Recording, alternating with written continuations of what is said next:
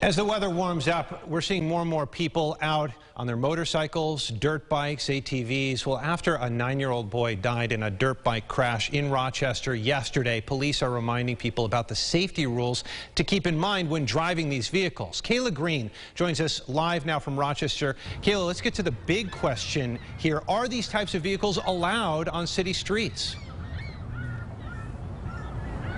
Well, Adam, according to the Monroe County Sheriff's Office, for the most part, ATVs and dirt bikes aren't allowed on regular streets. They say there are exceptions, but usually these types of vehicles have different tires, which shouldn't be driven on pavement. They say overall, it's dangerous to drive these things on regular roads. A tragic dirt bike accident in the city of Rochester yesterday afternoon is sparking conversation about the laws and safety rules surrounding vehicles like this. A 9-year-old child was on the back of a dirt bike with his father when they hit a curb. The boy was taken to the hospital and later died. Sergeant Matthew McKenzie with the Monroe County Sheriff's Office says this is a problem that's getting worse. The rules for a dirt bike in the city of Rochester or even Monroe County is the same for any motorcycle. You have to be a licensed operator, you have to have a Class M endorsement, and the motorcycle has to be licensed. For the most part, dirt bikes aren't street legal. They have different tires. They're not required to have certain things like turn signals, speedometers, and so on. Marco Barbato owns All Terrain for Fun LLC. He's been selling these types of vehicles for years and says you have to be very careful with them. The biggest problem that I stress with these people is you can't go really fast with these things, and you can't drive on a dry pavement. You can't take 90-degree turn real fast or else they'll flip over.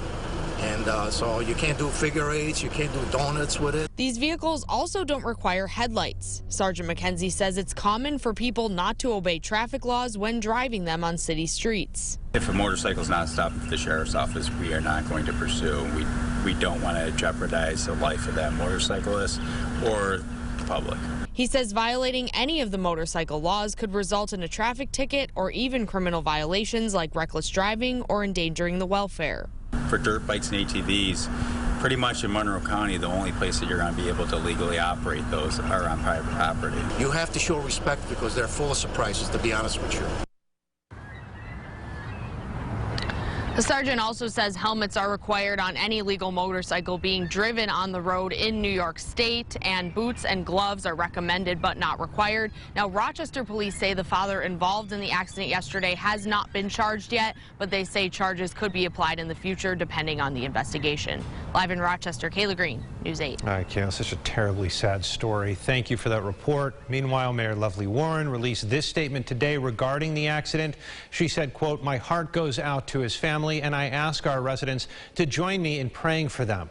This tragedy makes clear that riding motorbikes and ATVs on city streets and sidewalks is dangerous and can't be tolerated. I ask the public to be smart and only use these unlicensed vehicles on appropriate private property.